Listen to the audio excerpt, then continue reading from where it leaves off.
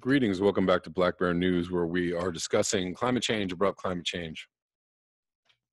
All them bad, terrible things coming upon us. Just gonna do a quick one tonight because I'm gonna come back tomorrow morning with another video, I think. Thank you all for joining me in the live stream. Yesterday, that was good times, good fun. Always enjoy those. I'm gonna try to keep them a regular thing, if possible. Getting a good amount of viewers, considering the amount of subscribers on the channel. We actually had more viewers than ever before yesterday, so thank you guys. Wanted to just quickly, I'm going to link this. I talked about this yesterday, but from Arctic News, CO2 levels just reached another record high, 414, Mauna Loa, Hawaii. I've also seen much higher CO2 levels elsewhere. We talked about this last night, but I'm going to link this below if you guys haven't seen it. I'm sure you probably have. Also, speaking of Hawaii, I'm sure you all have heard strong storm brings damage and snow to Hawaii. Strong storm hitting Hawaii has knocked out power, brought down tree branches, flooded coastal roads, and even brought snow. Snow is not unheard of in mountainous parts of the tropical island chain, but officials say the coating at 6,200 feet at a state park on Maui could mark the lowest elevation snowfall ever recorded in the state. The National Weather Service says gusts hit nearly 70 miles per hour in some areas, and the agency is warning of coastal flooding. High surf advisory was in effect for north and west facing shores of several islands. Honolulu Star Advertiser reports that trees were toppled on several islands along with power outages and roof damage. Linking this below.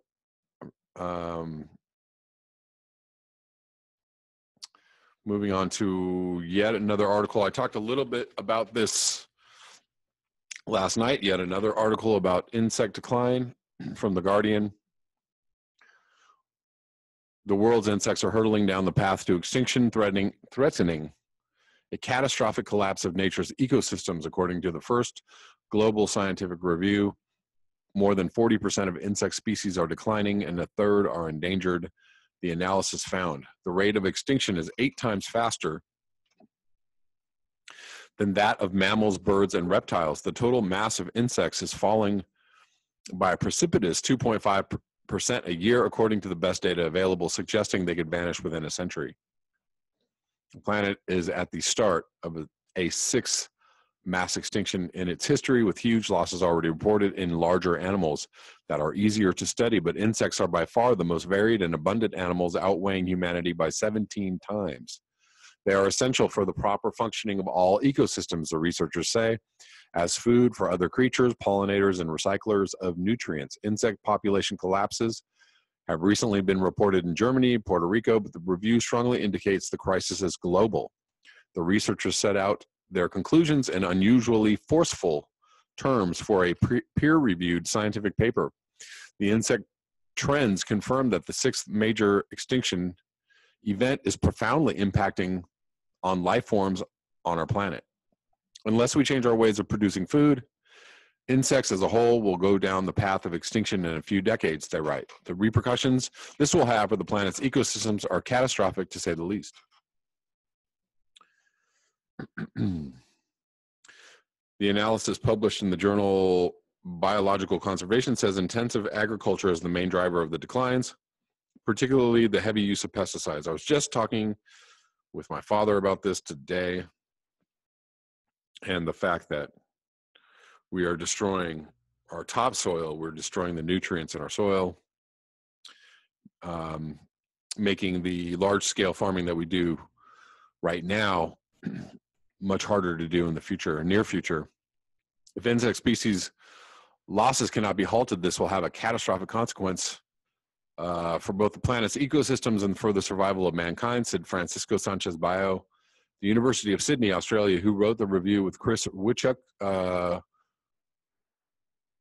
Wiquies at the China Academy of Agricultural Sciences in Beijing.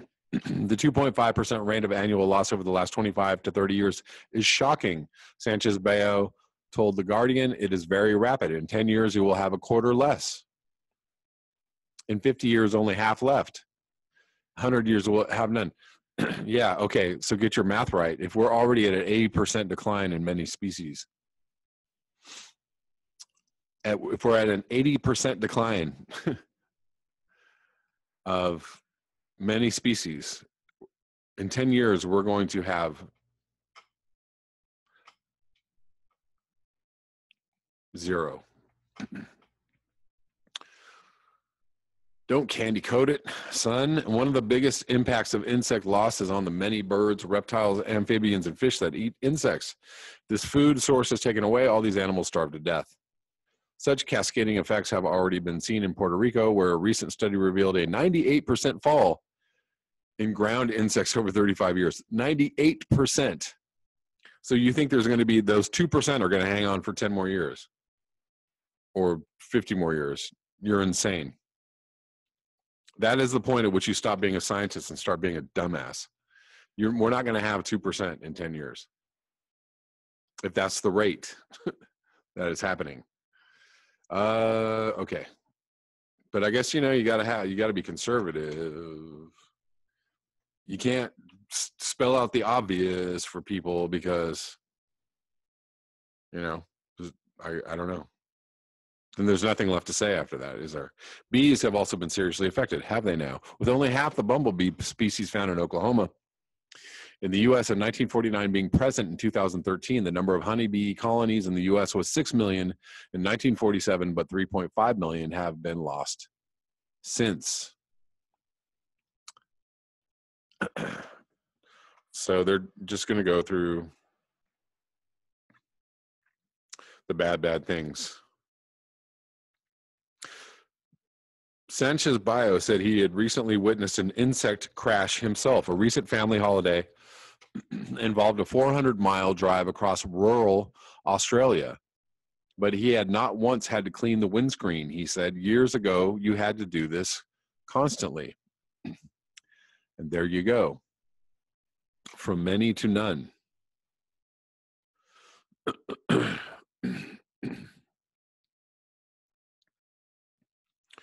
I'm going to end with, well, hold on. I am not going to end. There's also more weather. Going back to the weather, more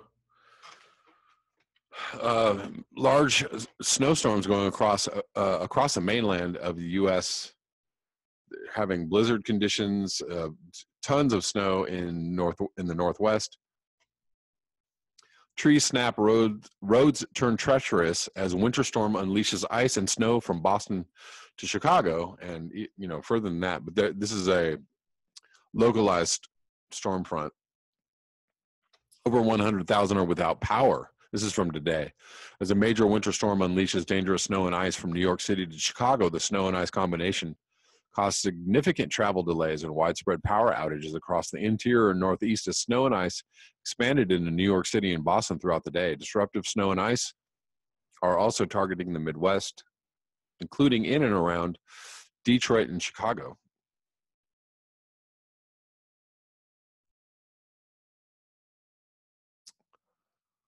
More and more and more snow. One moment.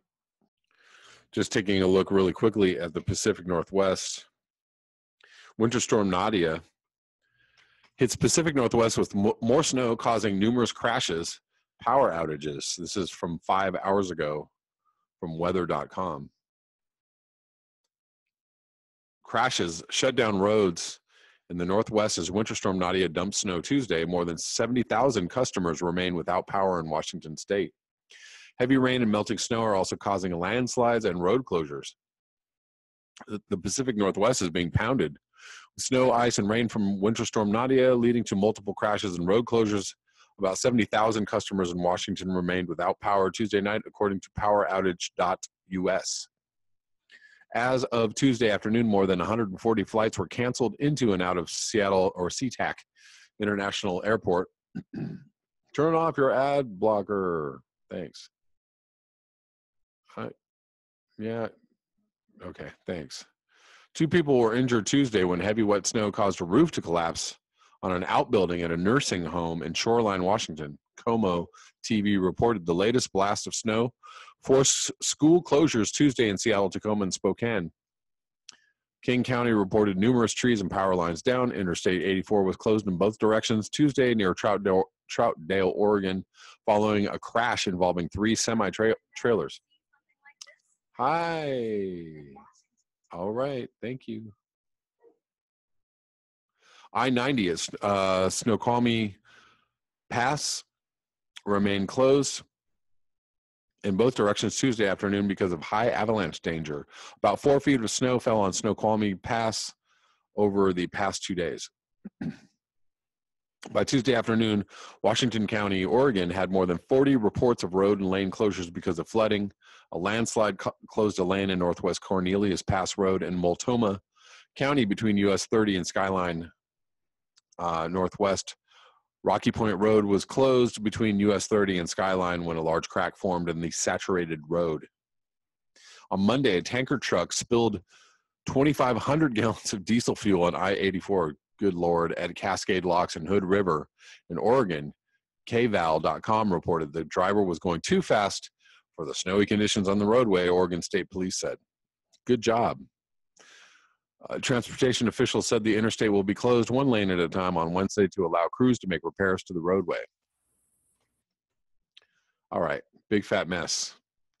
Linking this below and moving on to the last I'm going to read for tonight. Something new from James Howard Kunstler from yesterday titled Mistaken Futures. And so the Democratic Party has gone and hoisted the flag of socialism on the mizzenmast of its foundering hulk as it sets sail for the edge of the world. Bad call by a ship without a captain, and I'll tell you why. Socialism was the response to a particular set of circumstances in time that drove the rise of industrial societies. Those circumstances are going, gone. The suspicion of industry's dreadful effects on the human condition first sparked in the public imagination with William Blake's poem Jerusalem in 1804 and its reference to England's newly built dark satanic mills. Industry at the grand scale overturned everyday life in the Euro-American West by the mid-19th century and introduced a new kind of squalor for the masses, arguably worse than their former status as peasants. And thus it was to be, through Karl Marx, Vlad Lenin, and the rest of the gang, ever strategizing to somehow mitigate all that suffering. Their big idea, capital letters, was that if the government owned the industry, the means of production, then the riches would be distributed equally among the laboring masses and the squalor eliminated. You can't blame them for trying, though you can blame them for killing scores of millions of people who somehow got in the way of their plans. Nobody had ever seen anything like this industry before or had to figure out some way to deal with it. And it was such an enormous force in everyday life thereafter that it shattered human relationships with nature and the planet nature rode in on. Of course, the history of everything has a beginning, a middle, and an end, and we're closer to the end of the industrial story than we are to the middle, which opens the door to a great quandary. If industrial society is disintegrating, literally, then what takes its place? Many suppose that it is a robotic utopia powered by some as yet unharnessed cosmic juice, a nirvana of algorithms, culminating in orgasm without end, Ray Kurzweil's transhumanism. Personally, I would check the no box on that outcome as a likely scenario. Me too. The self-proclaimed socialists are actually seeing the world through a rear view mirror. What they are really talking about is divvying up the previously accumulated wealth soon to be bygone. Entropy is having its wicked way with that wealth, first by transmogrifying it into ever more abstract forms, and then by dissipating it as waste all over the planet. In short, the next time socialism is enlisted as a tool for redistributing wealth, we will make the unhappy discovery that most of the wealth is gone. The process will be uncomfortably sharp and disorientating. The West especially will not know what hit it as it emergently self-reorganizes back into something that resembles the old-time feudalism. We have a new kind of mass squalor in America, a great many people who have nothing to do, no means of support, and the flimsiest notions of purpose in life. The socialists have no answers for them. They will not be retrained in some imagined federal crusade to turn meth freaks into code writers for Google. Something the analysts are calling recession is plowing across the landscape like one of those darkly majestic dust storms of the 1930s, only this time we won't be able to refight anything like World War II to get all the machines running again in the aftermath. Nor, of course, will the Make America Great Again fantasy work out for those waiting in the squalid ruins of the post-industrial Rust Belt or the strip mall wastelands of the Sun Belt. Most of the beliefs and attitudes of the present day will be overturned with the demise of the industrial orgy, like the idea that humanity follows an unerring arc of progress, that men and women are interchangeable and can do exactly the same work, that society should not be hierarchical, that technology will rescue us, and that we can reorganize some political workarounds to avoid the pain of universal contraction. There are no coherent ideas in the political arena just now. Our prospects are really too alarming. So jump on board the socialism ship and see if it makes you feel better to sail to the end of the earth, but mind the gap at the very edge. It's a doozy.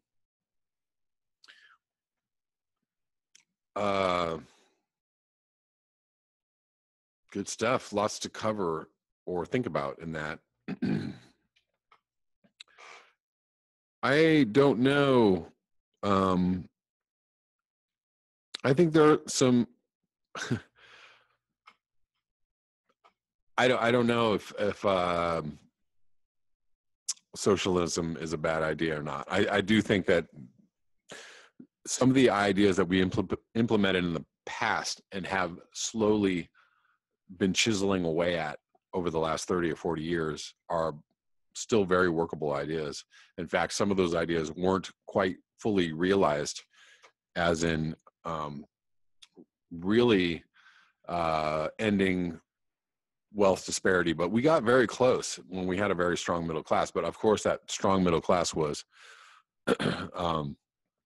fed by a very strong industrial-based economy and a very strong military-industrial complex. Yeah, we're going to have to contract, but I think we're going to have to contract in a way that spares a lot of agony, if that's in any way possible. I think it's possible. I don't know. Maybe there aren't any good ideas out there floating around the political landscape, but we've got to start talking about them somewhere. Something has to happen. Something has to reverse course, because the course that we're on is tragically short-sighted and very quickly heading to the danger, the red light flashing at the end of the tunnel. I'm all for having more discussions about what it is we possibly could do. Maybe nothing. But I do think that we could start retraining people to learn how to live off the land. We could start retraining people how to, live their lives in totally different ways. That means, retraining people how to think, retraining people what to expect out of life, retraining people that they can't just walk down to the store and just buy whatever they want, retraining people that, against the idea that we're going to have never-ending growth. I don't know. Maybe that's far-fetched. Maybe that seems difficult, but I don't think it's all that difficult. You just start doing it. I don't know. There's this whole thing about ideas and actual action, which is, you can talk about it and think about it and go like, I don't know, that sounds really hard. Or you could just do it. You could just start doing it. You could just start talking about it. You can just start making it happen. And people are trying to do that. So don't get in the way of people trying to do that. Or, add to the conversation. But still, great article by James Howard Kunstler. I enjoyed it. Hope you all did too. That's all I have for you tonight. Thank you so much for your eyes, your ears, and your conscience. If you would like to support this channel, you can do so at the links below. Until tomorrow, peace.